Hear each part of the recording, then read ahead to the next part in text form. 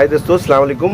मैं हूं मंजर आलम। आपको पता ही होगा दोस्तों, बता दो कि अभी लोकसभा चुनाव का बिगुल फूक चुका है, क्योंकि आपको पता ही होगा कि इस चीज़ की जानकारी दे दूं मैं आपको कि अभी आचार संहिता लगा हुआ है।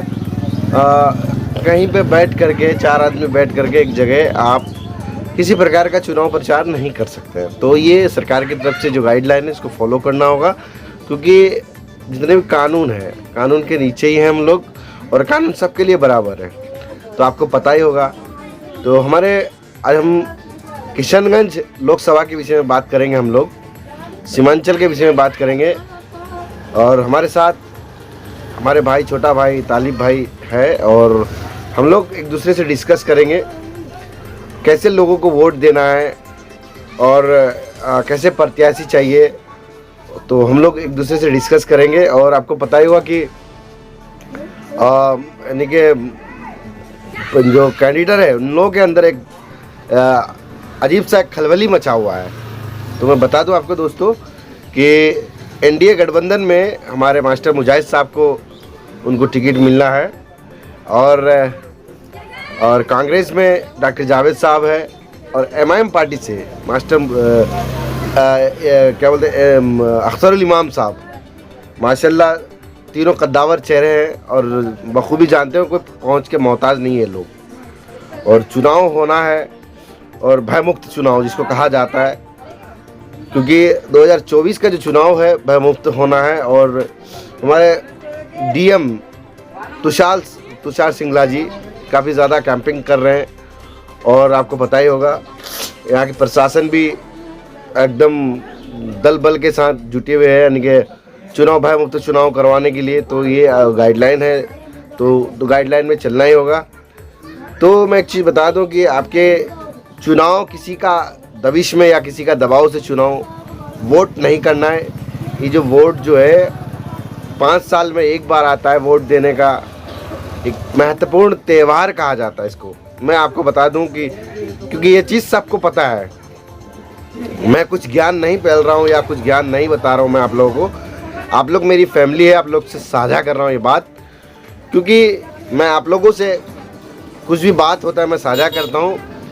देखिए, जिस प्रकार से लोकसभा चुनाव का बिगुल फूक चुका है, अभी खलबली मचा हुआ है। मैंने तीनों चेहरा के विषय में बताया आपको कि भाई ऐसे शख्स को वोट दे कि जो काम आवे। मैं किसी एक का नाम नहीं बताऊंगा या किसी एक का बात नहीं बताऊंगा, मैं तीनों चेहरा की बात बता रहा हूं कि आप बखूबी जानते होंगे, किशनगंज वासी अच्छा तरीक़ा से जानते होंगे कि सीमांचल के मेरे लोग, सभी लोग इस चीज़ को बखूबी जानते हैं। और तीनों चेहरा को, ऐसा नहीं कि तीनों चेहरा कोई अनजान है या नए चेहरा है, बिल्कुल पता ही होगा। कि मैं तालिब भाई से पूछूंगा कि तालिब भाई क्या इस चेहरों के बारे में क्या कुछ कहेंगे, बताए, थोड़ा सा बताया जाए।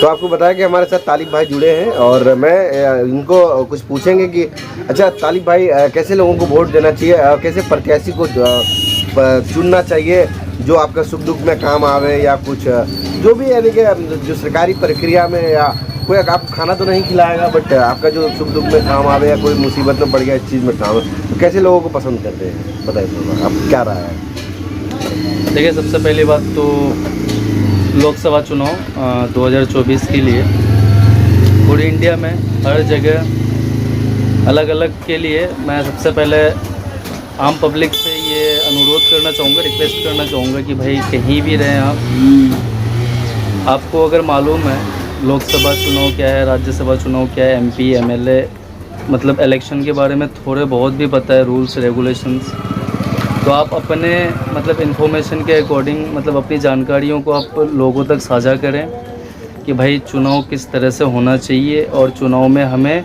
क्या क्या करना चाहिए।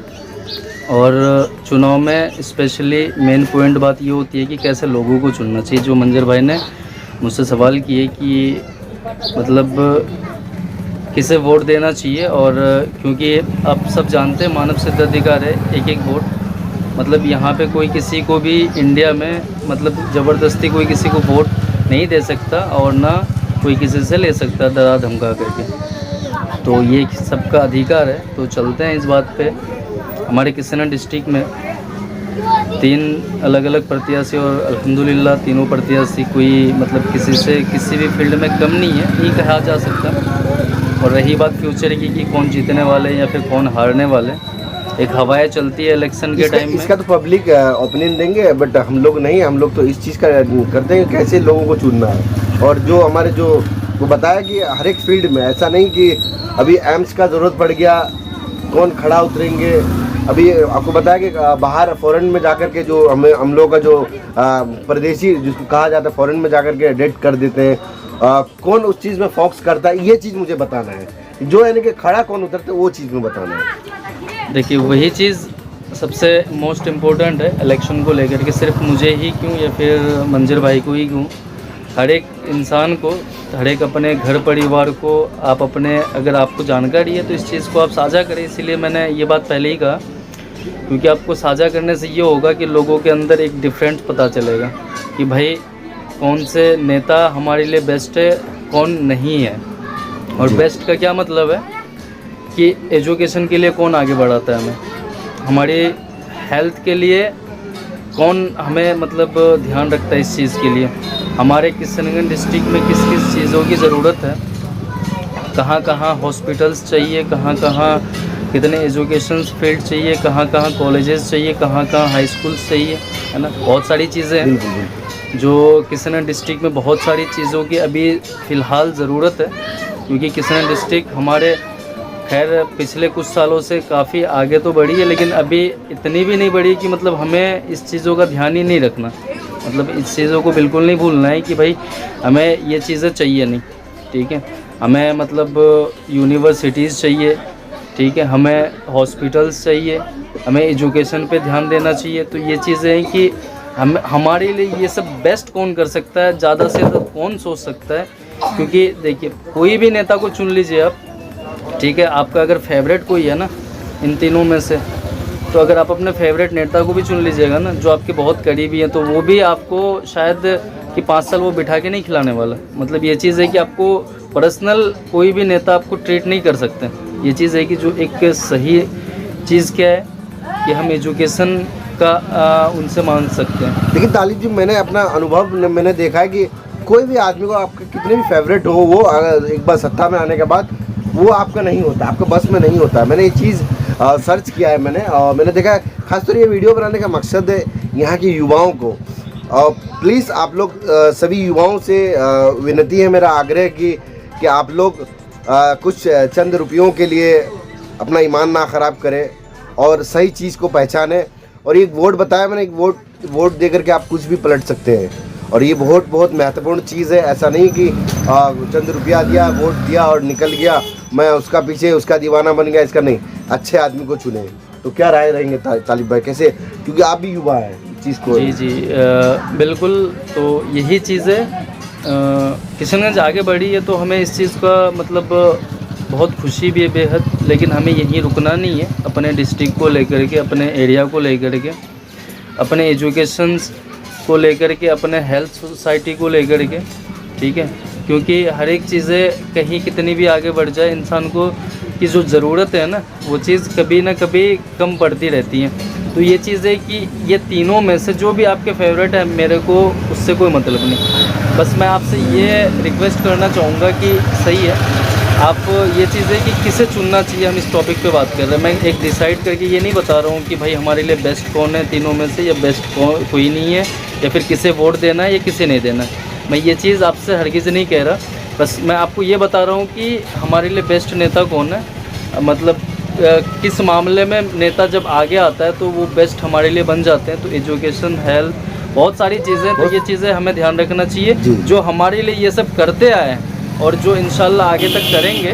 तो ये चीज़ें आप सबको भी पता है और हमें भी पता है। तो ये चीज़ें हम इंशाल्लाह करेंगे अपने दिल में अहद करके, और लोगों को भी बताएंगे। अच्छा, कमेंट में इस चीज़ का ज़रूर अपना राय देना। और क्योंकि आपको पता है कि हमारे कद्दावर चेहरा, 3 चेहरा किशनगंज लोकसभा से आएंगे, और आपको पता ही होगा कि इस टाइम तो भूचाल, जिसको कहा था ना, भूचाल मचा हुआ है और अभी राजनीति फील्ड में। तो प्लीज़ और वीडियो को देखें, वॉच भी करें और सोच समझ के वोट दें। और क्योंकि भयमुक्त चुनाव करना है किशनगंज ज़िला में, और कभी भी कुछ नहीं हुआ हमारे किशनगंज ज़िला में, और आप लोगों से भी मैं आग्रह करूँगा, और ख़ासतौर युवाओं से, जो किशनगंज के हमारे युवा है बहुत जज्बाती है और माशाल्लाह बहुत अच्छा एक्टिव युवा है, तो मैं उन लोगों से मैं कहना चाहूँगा तो बिल्कुल आप लोग सोच समझ के अपना मत सही आदमी को दे। और अन्यथा अब मैंने बताया कि चंद रुपयों के लिए आपके द्वार में, आपका घर में ऐसे लोग बहरूपिया आएंगे, बिल्कुल उन लोगों की झांसा में या बातों में ना जाएं। आप लोग अपनी दिमाग की प्रयोग करें, अपने सोच की प्रयोग करें। माशाल्लाह अभी पहले का टाइम में इतना एजुकेशन नहीं थे लोगों के पास, अभी एजुकेशन भी है। और हमारे खास के युवा जो बता रहे देश जो रीढ़ की हड्डी है, वो लोग माशाल्लाह बहुत एक्टिव होते हैं, दिन दिन एक्टिव होते हैं। और क्यों पढ़ाई लिखाई में भी आपको तालिब भाई ने अभी सपोज बताया कि हम लोगों को डेवलप चाहिए, स्वास्थ्य में चाहिए, शिक्षा में चाहिए, रोज़गार में चाहिए, ऐसी बहुत सारी परेशानियां हैं। यूनिवर्सिटी के बारे में बताया, हम लोग का यूनिवर्सिटी नहीं है, तो इस चीज़ पे ध्यान दें। और क्योंकि व्यक्तिगत किसी पे ना जाए कि मेरा रिश्तेदार है तो मेरा चाचा है तो मेरा मौसा है तो खालू है, तो ये तो उसमें ना जाए। क्योंकि भाई ये वोट जो है ना, वोट की जो गर्मी होती है ना, कुर्सी बहुत ख़तरनाक होती है।